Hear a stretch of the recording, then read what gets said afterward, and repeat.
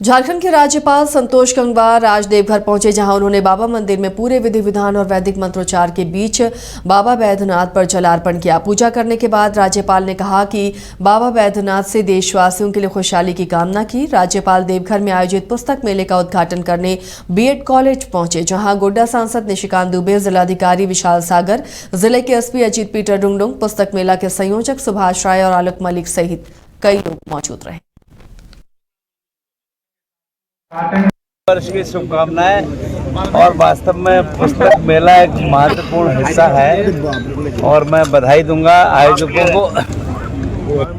आज नौजवानों में पुस्तकों की पढ़ने की रुचि कम हो रही है, इसको अच्छे ढंग से आगे बढ़ाया जाए और इसके साथ नौजवान जुड़े, इसकी आवश्यकता है।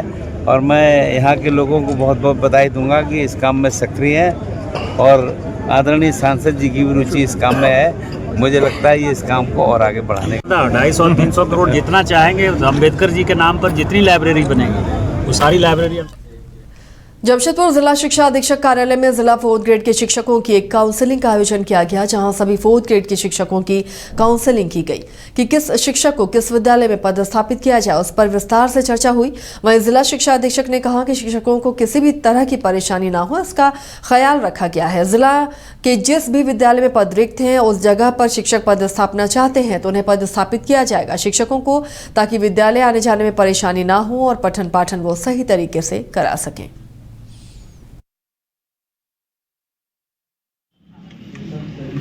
स्तर पर परामर्श कैंप से काउंसलिंग हो रही है सभी ग्रेड 4 में जो प्रोन्नत शिक्षक हैं उनके पदस्थापन के लिए। इसमें हमने एक क्राइटेरिया बनाया है कि जो भी विभागीय नियमावली है उसके आलोक पे जो भी सीनियरिटी थी उसी के आलोक पे हमने एक मेधा सूची बनाई है, जिसके आलोक में सभी शिक्षकों को पूर्व में ही उनके NIC पोर्टल एवं व्हाट्सएप ग्रुप के माध्यम से जितने भी विद्यालय हैं जहाँ पे प्रोन्नति के पद रिक्त हैं वो उनको सूचित किया जा चुका है। समयबद्ध अवधि में साइंस, आर्ट्स और लैंग्वेज के सभी शिक्षकों को काउंसलिंग के माध्यम से उनके विद्यालयों में पदस्थापित करने की प्रक्रिया की जा रही है। पूर्ण रूप से पारदर्शी तरीके से प्रक्रिया की जा रही है ताकि सभी शिक्षक संतुष्ट होकर अपने अपने विद्यालय में पदस्थापित होकर सही से कार्य कर सकें। इससे क्या फायदा होगा आने वाले समय में? पहला तो सबसे बड़ा चैलेंज रहता है सभी शिक्षा विभाग में सभी पदाधिकारियों के लिए कि प्रोन्नति विभाग में बहुत दिनों से लंबित थी। 17 के बाद से इसी जिले में प्रोन्नति के लिए बहुत सारे शिक्षक रिटायर होते जा रहे थे। आते ही मैंने उस दिशा में कार्य किया और सभी शिक्षक की प्रोन्नति के विषय में माननीय उपायुक्त महोदय के मार्गदर्शन में हमने त्वरित कार्रवाई की। इलेक्शन ईयर था, इलेक्शन के ईयर से की वजह से 1 महीना आधा महीना हो सकता है विलम्ब हुआ हो। विलम्ब के बाद हमने जैसे ही प्रोन्नति हुई है तुरंत हम काउंसलिंग करके शिक्षकों को एक पारदर्शी तरीके से, एक स्टैंडर्ड तरीके से उनके मूल विद्यालय में पदस्थापन की प्रक्रिया की जा रही है। आने वाले समय में इससे फ़ायदा ये कि हमारे जितने भी प्रोन्नत शिक्षक हैं TGT ग्रेड में ज्वाइन करेंगे सभी विद्यालयों में, और संबंधित शिक्षक जो भी जहाँ पे भी शिक्षकों की कमी है TGT कैडर में, ट्रेंड ग्रेजुएट टीचर्स के कैडर में, वहाँ पे जाके विद्यालय में बच्चों का जो भी मार्गदर्शन है, जो दिशा है वो देंगे सब। धनबाद जिले के पूर्वी टुंडी अंचल क्षेत्र में बड़बाद में NH 419 का सड़क निर्माण कार्य प्रगति के लिए पूर्वी टुंडी के अंचल अधिकारी सुरेश प्रसाद वर्णवाल, थाना प्रभारी तारिक वसीम और NH के अधिकारियों की मौजूदगी में अतिक्रमण मुक्त कराने के लिए बुलडोजर चलाया गया।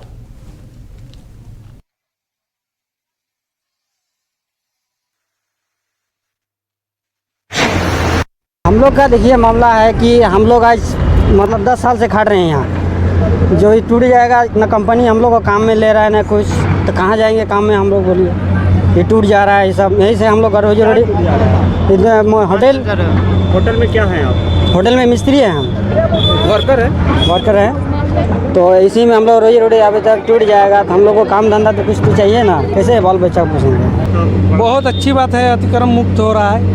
और अतिक्रमण जबरदस्ती जो सरकार कर रहा है, हमको रेंट भर के हम जो तालाब डाक लिए हैं, सरकारी तालाब जितना लेना था उससे ज़्यादा मिट्टी भर दिया है। आज तक कोई सुनवाई नहीं हो रहा है।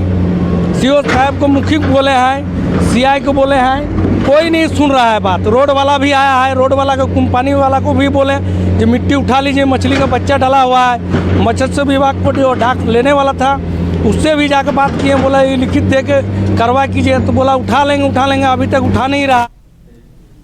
बोकारो के जरेडी थाना अंतर्गत बहादुरपुर के बारू गांव के पास सड़क दुर्घटना में 52 वर्षीय व्यक्ति शंकर महतो की मौत हो गई। मृतक शंकर महतो चैना मोड़ से अपने गांव कसमार के खैरा चातर जा रहे थे। इसी दौरान तेज गति से आ रही अज्ञात वाहन ने पीछे से जोरदार टक्कर मार दी, जिस कारण ऑटो पलट जाने से चालक शंकर महतो की मौत घटनास्थल पर ही हो गई, जिसकी सूचना स्थानीय पुलिस को दी गई। मौके पर पुलिस पहुंची और चालक को सदर अस्पताल भेजा, जहां चिकित्सक ने उसे मृत घोषित कर दिया। परिजनों का कहना है कि शंकर महतो की आर्थिक स्थिति ठीक नहीं है और सरकार से मांग करते हैं कि उचित मुआवजा और मृतक के परिवार को दिया जाए। हमको भगना से खबर मिला कि एक्सीडेंट हो गया, गाड़ी उछल गई, गए थे जरा मोड़ और जरा मोड़ से घर आ रहे थे। उसी क्रम में कोई अज्ञात गाड़ी इनको मार दिया, वहीं स्पॉट हो गए। बताया जा रहा है कि टेम्पो में दबने नहीं सर, वो तो पर कोई जानकारी नहीं है, लेकिन इसको कोई गाड़ी मारा, उसमें गिर गए रोड में और इसका स्पॉट हो गया वहीं पर। सर्वेश्वर कुमार महतो। क्या हुआ? पापा एक्सीडेंट हो गए हैं बहादुरपुर बाजार टाउन के सामने। कैसे हुआ? ये चलती गाड़ी में एक्सीडेंट हुआ, हम नहीं थे ना सामने। क्या जानकारी मिली थी? जानकारी मिली थी, वही दूसरे का मोबाइल से कॉल आया और फोन आया कि पापा का एक्सीडेंट हो गया। जानकारी हमको ऐसा कुछ नहीं है। मान लिया घटना स्थल पर हम गए भी नहीं हैं। बाद में पता चला कि बहादुरपुर में मान लिया एक्सीडेंट कर गए टेम्पू और चालक शायद यही थे। चलाते चलाते मान लिया कोई गाड़ी से एक्सीडेंट किए, कैसे हुए उतना तक जानकारी नहीं है। तो बाद में पता चला कि गाड़ी पलटी कर गई, तो पलटी करने के बाद ड्राइवर को मान लिया चोट लगी। चोट लगने के बाद मान लिया बाद में बोकारो एसपी कार्यालय के समीप डीजी जनरेटर में भीषण आग लग गई। आग लगने के बाद अफरा तफरी का माहौल कायम हो गया। आग की लपटें इस कदर तेज थीं कि देखते ही देखते उसने स्टोर तक को अपने आगोश में ले लिया। इस आगलगी की घटना में स्टोर में रखे गए कई कागजात और कई उपकरण जलकर खाक हो गए। मौके पर पहुंचे अग्निशमन गाड़ियों ने तत्परता से आग पर काबू पाया। शॉर्ट सर्किट से आग लगने की आशंका जताई जा रही है।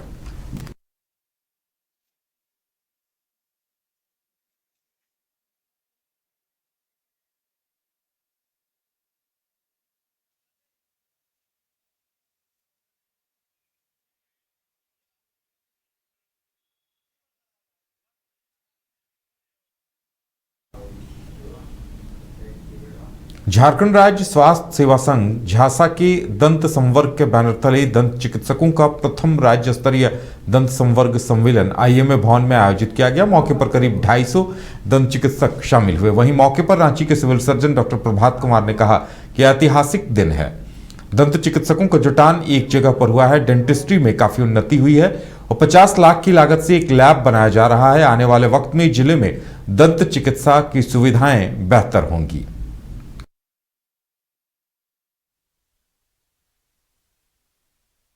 ये फर्स्ट डेंटल कॉन्क्लेव स्टेट में हो रहा है इस तरह का, और इस आयोजन का 2 उद्देश्य है। एक उद्देश्य ये है कि हम लोग फील्ड में जन तक, आम लोगों तक किस तरह अपनी सुविधा दे सकें, वो सबसे प्रमुखता था। तो उसके लिए हम लोगों ने विभाग के लोगों को भी बुलाया है।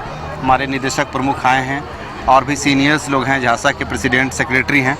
तो उनके मार्गदर्शन में हम बेहतर स्वास्थ्य सुविधा दंत चिकित्सा के क्षेत्र में कैसे दे पाएँ, वो एक उद्देश्य रहा है। दूसरा कुछ हमारी डिमांड्स है, डिमांड्स जनहित से जुड़ा हुआ भी डिमांड्स है। उसमें हमारी ये मांग है कि जितने भी स्वास्थ्य केंद्र हैं, सभी स्वास्थ्य केंद्रों पर, जैसे अन्य राज्यों में, बिहार के राज्य में या अन्य राज्यों में, सभी स्वास्थ्य केंद्र पर दंत चिकित्सकों का पद का सृजन हो चुका है और वहाँ बहाली की प्रक्रिया हो रही है। बहुत सारे राज्य में काम भी कर रहे हैं। तो उस अनुपात में हमारे राज्य में 220 चिकित्सकों का ही पद सृजन है। इस अनुपात में बिहार में देखें तो 1540 दंत चिकित्सकों का पद सृजन है। तो हमारा ये मांग है कि सभी स्वास्थ्य केंद्रों में पद का सृजन हो और दंत चिकित्सकों के साथ डेंटल हाइजीनिस्ट, डेंटल असिस्टेंट, पूरी मैन पावर हम लोगों को, पूरी यूनिट को मिले, ताकि हम लोग बेहतर स्वास्थ्य सुविधा दे सकें। हाँ, सचमुच में एक ऐतिहासिक दिन है, क्योंकि ये पहला सम्मेलन ऐसा हो रहा है जिसमें राज्य भर के डेंटिस्ट आ रहे हैं और डेंटिस्ट्री में काफ़ी प्रोग्रेस हुआ है और काफ़ी नई चीज़ें आई हैं। सर्जरी का लेवल बहुत हाई हो गया है। ऑन्कोलॉजिक, यहाँ तक कि कैंसर के ट्रीटमेंट में भी इनका काफ़ी बड़ा रोल है, ये ट्रीट कर रहे हैं। तो सभी लोग जब मिलजुल करके एक एसोसिएशन झासा के बैनर तरह बनाए हैं, तो तो इससे पूरे एसोसिएशन का मतलब ही होता है कि इससे पब्लिक को काफ़ी फ़ायदा होगा। पहला उद्देश्य यही होता है कोई भी यूनियन एसोसिएशन का कि पब्लिक को बहुत फ़ायदा हो, उन्हें हायर लेवल का ट्रीटमेंट मिले। हम लोग के सदर हॉस्पिटल में भी काफ़ी अच्छी सुविधा हो गई है और रांची के सदर हॉस्पिटल में, और वहाँ पर लैब भी बन रहा है नियरली 50 लाख खर्च करके। तो कॉस्मेटिक पॉइंट ऑफ व्यू से भी इमरजेंसी केसेस, कैंसर केसेस, सभी तरीके का वहाँ पर इलाज होगा। ऐसे ही सुविधा और जिलों में भी होगी धीरे धीरे करके।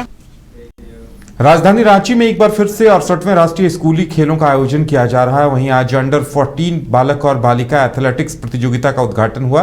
रांची के बिरसा मुंडा फुटबॉल स्टेडियम में इस खेल का उद्घाटन किया गया। प्रतियोगिता में 35 टीमें हिस्सा लेने जा रही हैं, जिनमें करीब 1800 खिलाड़ी भाग लेंगे। देश विदेश से भी खिलाड़ी रांची पहुंचे हैं, जो कि अलग अलग स्कूल और राज्य के हैं। इस खेल प्रतियोगिता का उद्घाटन रांची के उपायुक्त मंजुनाथ भजंत्री ने किया। मौके पर शिक्षा परियोजना विभाग के अधिकारी और रांची एसडीओ उत्कर्ष कुमार भी शामिल रहे।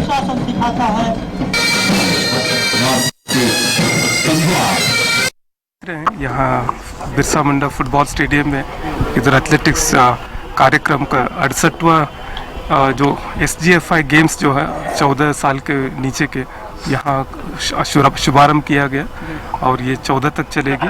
इसमें 1800 से भी ज़्यादा बालक बालिकाएं प्रतियोगिता कर रहे हैं और ये झारखंड के लिए हम सभी लोगों के लिए, जिला प्रशासन के लिए गौरव की बात है।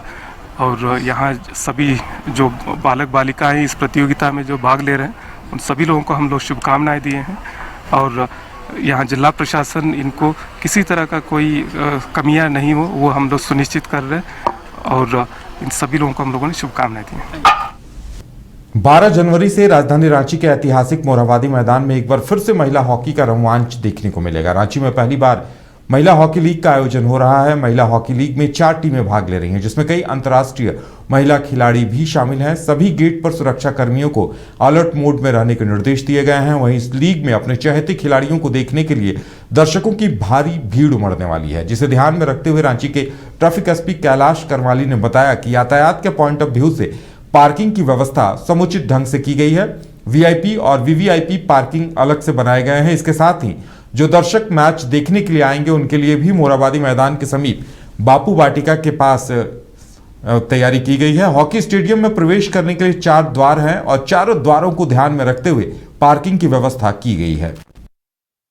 यातायात के पॉइंट ऑफ व्यू से हॉकी मैच को ध्यान में रखते हुए हम लोगों ने पार्किंग की व्यवस्था किया है। जो दर्शक आएंगे, वीआईपी जाएंगे, उनके लिए वीवीआईपी और वीआईपी के लिए पार्किंग जो हमारा स्टेडियम, जो हमारा मोरहाबादी मैदान है, मंच है, उसके हम लोग बगल में रखे हैं वीआईपी पार्किंग के लिए। और वीवीआईपी पार्किंग का जो भी गाड़ियाँ होगी वीवीआईपी के लिए, वो ओपी जो हमारा है, ओपी का जो कैंपस है वहाँ पे पार्किंग करेंगे। खास करके जो दर्शक आएंगे, काफ़ी हज़ारों संख्या में दर्शक आएंगे, उनके लिए पार्किंग का व्यवस्था हम लोगों ने आप मोरहाबादी मैदान में जहाँ पर बाज़ार लगता है, तो बाज़ार के जो फुटबॉल स्टेडियम के जो बापू वाटिका है उसके चारों तरफ जितनी भी खाली जगह है वहाँ पे हम लोग पार्किंग करवाएंगे। और एक हमारा मैदान है, टीआरआई ग्राउंड है। टीआरआई ग्राउंड है, टीआरआई के बगल में एक बहुत सारा बड़ा ग्राउंड है जहाँ पे एक कॉर्नर में, वहाँ पे हम लोग पार्किंग करेंगे। छोटी वाहन जो भी देखने के लिए आएंगे गाड़ी। राजधानी रांची में ट्रैफिक व्यवस्था को सुचारू बनाने के लिए पुलिस लगातार प्रयासरत है। इसे लेकर ट्रैफिक एसपी की तरफ से एक नंबर जारी किया गया है और बताया गया है कि पुलिस के जो जवान आम लोगों से दुर्व्यवहार करते हैं, वसूली करते हैं या पैसे मांगते हैं तो इस व्हाट्सएप नंबर पर शिकायत कर सकते हैं। ये नंबर आम लोगों के लिए जारी किया गया है। साथ ही इस व्हाट्सएप नंबर पर शिकायत के साथ ट्रैफिक पुलिस की फोटो भी खींचकर भेज सकते हैं और अगर इस व्हाट्सएप नंबर पर शिकायत आती है तो उसकी जांच की जाएगी, क्या गलत है क्या सही है, और उसके आधार पर कार्रवाई होगी। 8987790601 ये नंबर जारी किया गया है और इस नंबर को लेकर कहा गया है कि अगर ट्रैफिक जवान किसी से दुर्व्यवहार करें या वसूली करें तो तत्काल वरीय अधिकारियों को सूचित करें। 060 रांची में यातायात को लेकर काफ़ी लोगों को मतलब कुछ शिकायत करना हो तो काफ़ी लोगों को संशय होती है कि कहाँ पे शिकायत करें। अगर कोई ट्रैफिक जवान हमारा किसी तरह कोई बदमाशी करता है तो किसके यहाँ शिकायत करें। तो हमारा तो एक एसपी ट्रैफिक का मोबाइल नंबर हम लोगों ने सर्कुलेट किया था, लेकिन वो मतलब उस नंबर से ज़्यादा कंप्लेन आते नहीं थे। तो मैं सोचा कि एक अलग से व्हाट्सएप नंबर मैं यातायात के पॉइंट ऑफ व्यू से आम लोगों के आसानी के लिए, सहूलियत के लिए, उनको शिकायत करने में कोई समस्या नहीं हो, तो एक व्हाट्सएप नंबर मैं आज जारी कर रहा हूं आम लोगों के लिए। और वो व्हाट्सएप नंबर है 8987790601। Again repeat 8987790601। ये व्हाट्सएप नंबर है।